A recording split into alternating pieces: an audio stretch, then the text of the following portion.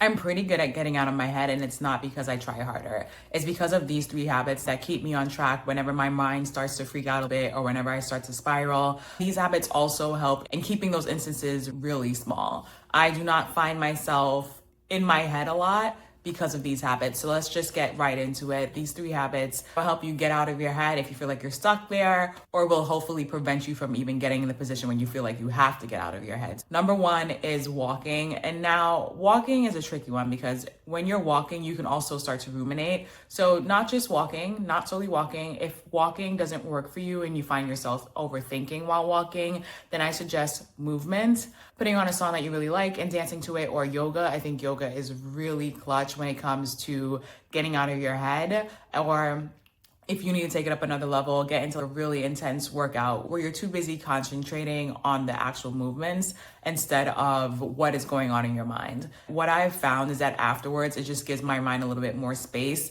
and it calms my mind down to reduce whatever thoughts were busy in my head beforehand.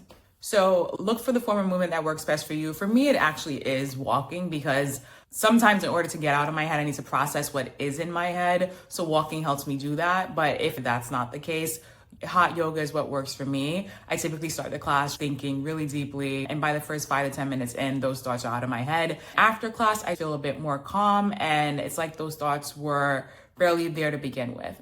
I ramp up the level of intensity for the movement based on what my mind needs. It really varies, but honestly, 9 times out of 10, walking works for me. It may need to be a longer walk, but walking does work. Sometimes you can't get out. Sometimes it's tricky for you to move. Maybe your thoughts are preventing you from moving. Then I would suggest journaling. That's number 2. Journaling, it just takes the weight off of your shoulder and the weight off of your mind. It gets us spiraling down on paper and often out of your mind, which is what I look for in those situations. I know journaling can seem daunting because a lot of people think, what should I write? Literally just write down anything that comes to your mind, whether it be the thoughts that are causing you anxiety or stress, that's causing you to spiral, that are preventing you from getting out of your head, or it could be literally anything that comes out of your hand onto the paper. And I do recommend writing pen to paper as opposed to typing. I've never tried this with typing, but journaling with pen to paper really helps do something to your mind when it's a bit too busy. I have suggested this to friends as well as to my brother, and they have all reported back that this genuinely helps whenever their mind is going a bit too fast. They can't get out of it. They're just sort of stuck, like they're lost in the sauce.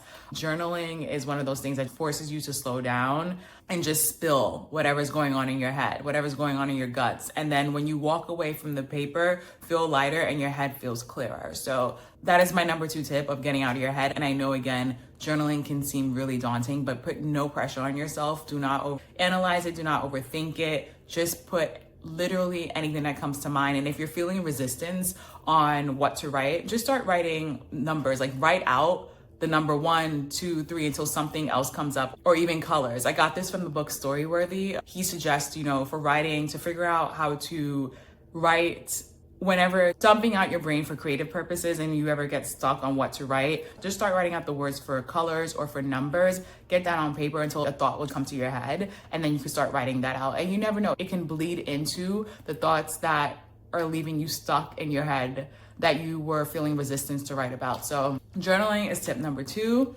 And tip number 3 is not something you do in the moment to get out of your head, but it's something you do to prevent getting stuck in your head, or to help you bring awareness to when you are stuck in your head earlier. And that is, you've probably guessed it, it's meditation. Meditation is a tricky one to suggest because I know it can seem really daunting. I would suggest, if you are new to meditation and you would like to get into it, I started off personally, I would literally just say thank you, thank you, thank you over and over again.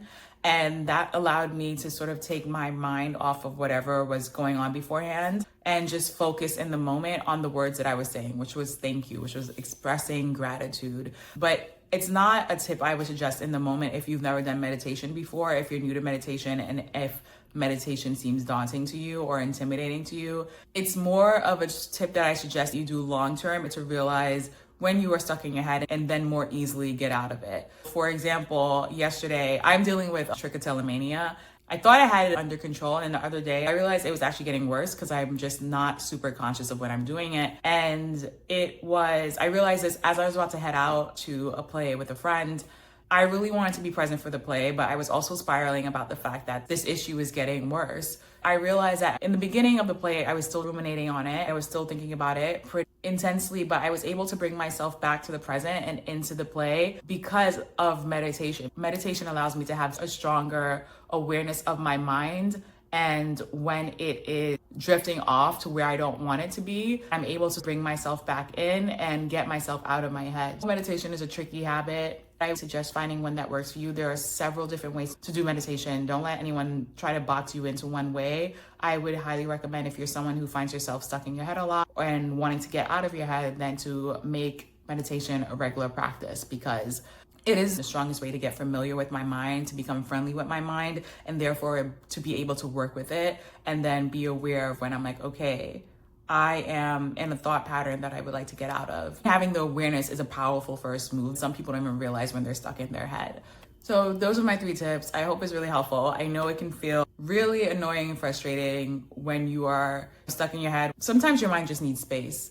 In order to do that, I think the tips that I've shared will definitely help. I know they've helped me, and they continue to help me so much so that I definitely want to lean into them more, especially meditation. I used to meditate almost every day. That's not an exaggeration. And now I do it about 2 to 3 times a week. And I would love to get back to almost every day, if not every day, because I see the power of it and how it brings me clarity in my mind, and it gives me greater control of my mind, and that leads into so many other parts of my life. But this is not a video to gush about meditation. It's to give you the 3 tips that I just gave you. So I hope that they're helpful and help you get out of your head a little bit.